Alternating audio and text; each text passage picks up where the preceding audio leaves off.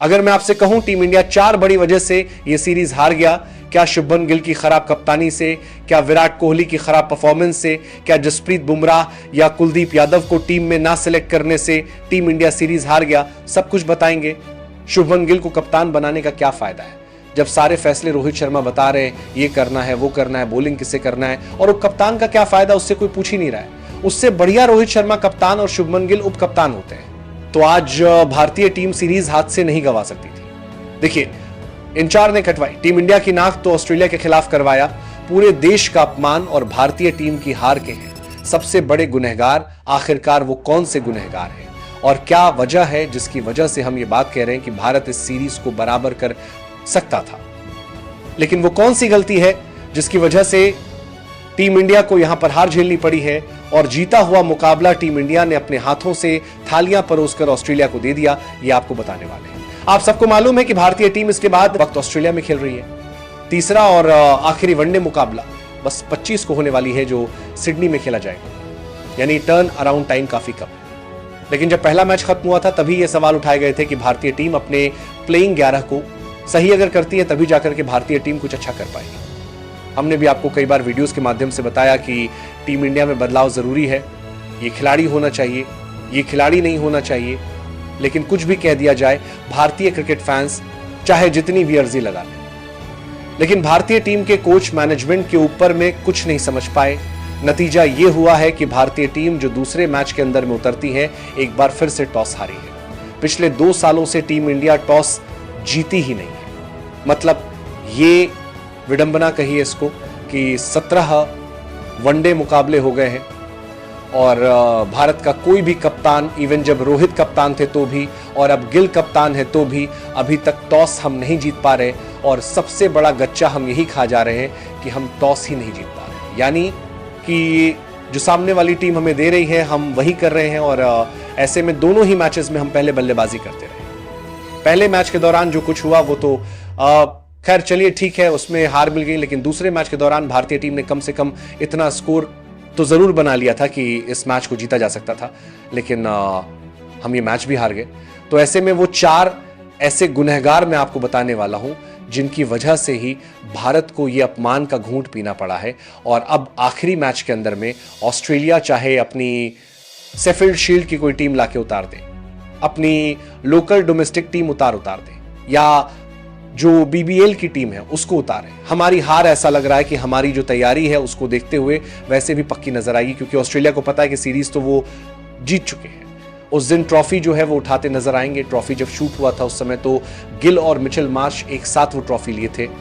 लेकिन अब जब तीसरा वनडे खत्म होगा तो भारत जीते या हारे, ऑस्ट्रेलिया वालों के हाथ में वो ट्रॉफी रहेगी।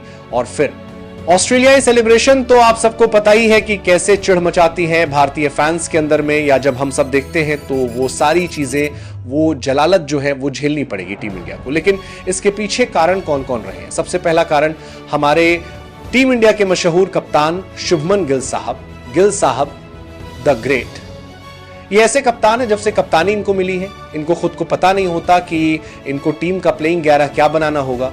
ये हर चीज के लिए गंभीर के पास पहुंच जाते हैं। टीम इंडिया के अंदर आप जब कप्तानी कर रहे हो तो एक सिर्फ कप्तानी फील्ड में नहीं दिखाई देती, बल्ले से भी दिखाना होता है, जैसे रोहित शर्मा थे। लेकिन गिल साहब दोनों ही मुकाबलों में फ्लॉप साबित हुए।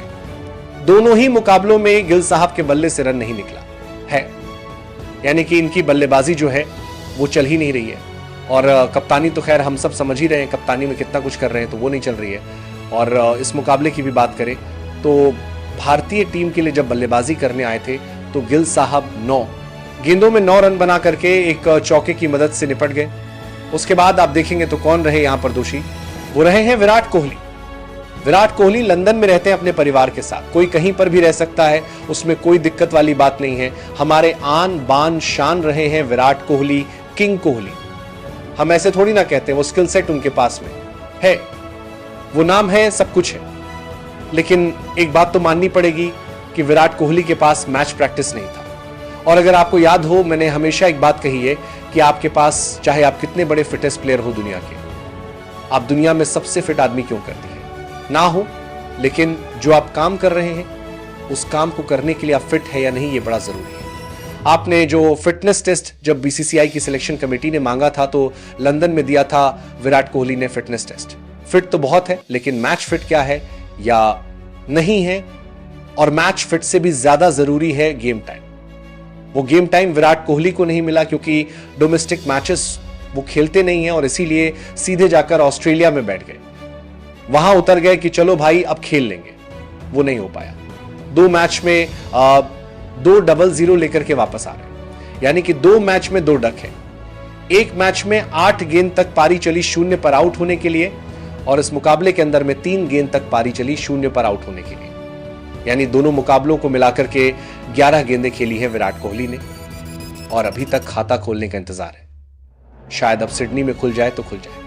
तीसरे सबसे बड़े दोषी की बात कर लें तो केएल राहुल ने जब चौका लगाया उसके बाद अचानक से उस टाइम पर पता था कि विकेट गिरा हुआ है, थोड़ा संभल कर खेलना चाहिए, वहां पर वो शॉट लगाने गए और वो निपट गए। लेकिन मैं इसमें एक दोष केएल राहुल का सिर्फ नहीं दूंगा, क्योंकि केएल राहुल के साथ में भी इस टीम इंडिया ने उनको ऐसा समझ लिया है जैसे पेंडुलम कभी इधर कभी उधर। इसमें सिर्फ केएल राहुल की गलती नहीं है, इसमें मैनेजमेंट की भी गलती, कप्तान की भी गलती है, क्योंकि केएल राहुल को कभी ओपनिंग भेजा जाता है, कभी नंबर 3, कभी 4, कभी 5, कभी 6, कभी 7, कभी 8। शायद केएल राहुल भी यही सोच रहे होंगे, काश अपने पारिवारिक धंधे में ध्यान दिया रहता क्रिकेट के बजाय तो इतना इधर उधर नहीं होना पड़ता। यानी कि क्रिकेट में उनको खुद को पता नहीं होता है कब कौन से पोजीशन में बल्लेबाजी के लिए भेजा जाएगा, और यही होता हुआ नजर आ रहा है। बार बार बैटिंग ऑर्डर उनका चेंज करना उनके ऊपर हावी हो रहा है, जैसा T20 में संजू के साथ हो रहा है, सेम चीज वनडे में अब केएल राहुल के साथ किया जा रहा है। उसके अलावा एक और खिलाड़ी जो सबसे बड़े जो है वो इस मुकाबले के गुनहगार आप उनको मान सकते हैं, वो है हर्षित राणा। हर्षित राणा को खिलाने के चक्कर में इसलिए नहीं कि परफॉर्मेंस अच्छा नहीं हुआ, 2 विकेट निकाला लेकिन मार भी खूब खाए, बॉलिंग अच्छी हो नहीं रही है उनसे।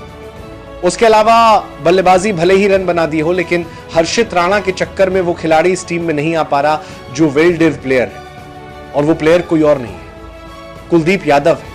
वो प्लेयर जिसने अभी वेस्ट इंडीज के खिलाफ में 5 विकेट का हॉल निकाला था। उस खिलाड़ी को आपने इस टेस्ट, इस वनडे सीरीज से बाहर रखा है। और यह बात भी सच है कि अगला मुकाबला जो सिडनी में होगा, आप देखेंगे कुलदीप यादव टीम में आएंगे। आप किसकी जगह पर आएंगे ये वक्त बताएगा, लेकिन 30 घंटे के बाद आपको दिखाई देगा कुलदीप यादव मैच खेलते नजर आएंगे, क्योंकि कुलदीप यादव वो प्लेयर हैं जो आपको कम से कम जलील होने से बचा सकता है। यानी कि आपका जो सोने वाला है 3-0 से, उसको होने से बचा सकता है। कुलदीप यादव ही ऐसे में कुलदीप यादव का ना होना भारतीय टीम के लिए मुश्किल खड़ा करता नजर आया। अब यहीं से मैं एक और चीज बताता हूं आपको, ऑस्ट्रेलिया की टीम के लिए पता है प्लेयर ऑफ द मैच कौन बना। एडमम ज़ैम्पा 4 विकेट बंदे ने निकाले हैं। पिछला मैच वो खेला नहीं था क्योंकि वो पिछले मैच में नहीं थे, पारिवारिक कारणों की वजह से वो पिता बने हैं, और ऐसे में जैसे ही वो आए हैं दूसरे मैच में उनको ऑस्ट्रेलिया ने दोबारा खिलाया, सीधे मैच के अंदर में 4 विकेट लेके गए। और एडमम जवा पता है कौन से स्पिनर है, फिंगर स्पिनर नहीं है, लेग स्पिनर है। और ऑस्ट्रेलियन कंडीशंस के अंदर में लेग स्पिनर्स हमेशा से ही प्रभावी रहे।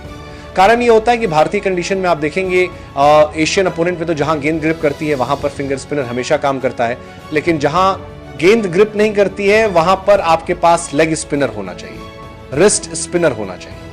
और मैं ये बात दावे के साथ कहता हूं, कुलदीप यादव कहीं भी, किसी भी दिन, किसी भी स्टेडियम में, किसी भी टीम के खिलाफ एडम जैम्पा से बेहतर क्वालिटी स्पिनर है। उसके बावजूद दुर्भाग्य यह है कि कुलदीप यादव के भारत में 5 विकेट लेने के बाद भी हम उनको ऑस्ट्रेलिया कंडीशन में, जहां मिडिल ओवर्स में आपको स्पिनर चाहिए था, इवन सेकेंड वनडे के अंदर में हमारे स्पिनर्स वॉशिंगटन सुंदर और अक्सर ने अच्छा काम किया था, हम कुलदीप को नहीं खिला रहे। क्यों नहीं खिला रहे? क्योंकि हमको एक तो नंबर 8 तक ये बल्लेबाजी चाहिए, और जो पेसर चाहिए उसमें हमको हर्षित राणा की एंट्री चाहिए। तो अब सवाल ये बनता है, कुलदीप यादव को अब तो आप खिला भी लोगे तो असर क्या पड़ेगा? सीरीज का रिजल्ट तो खत्म हो चुका है, चाहे आप 3-0 से हारो, चाहे आप 2-1 से हारो, सीरीज तो आपके हाथ से जा चुकी है। अब एक ही चीज बचता है, वो ये कि क्या विराट कोहली कम से कम आखिरी मुकाबले के अंदर में कोई ऐसी बड़ी पारी खेलेंगे जिससे ये उम्मीद बंधे कि चलो कम से कम मैच प्रैक्टिस उनको मिलता हुआ नजर आया है।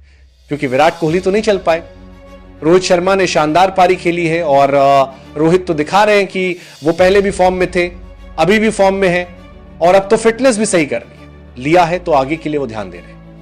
लेकिन टीम इंडिया की जो ये गलतियां हुई हैं, इसके सबसे बड़े अगर गुनहगार की बात करें तो वो गौतम गंभीर हैं, जो शीर्ष पर बैठे हुए हैं, जिनके इशारों पर सारे फैसले लिए जा रहे हैं। तो आपको क्या लग रहा है? क्या यहां पर जो टीम इंडिया के साथ हुआ है वो सही हुआ या गलत हुआ है? कमेंट करिएगा। Thank you so much.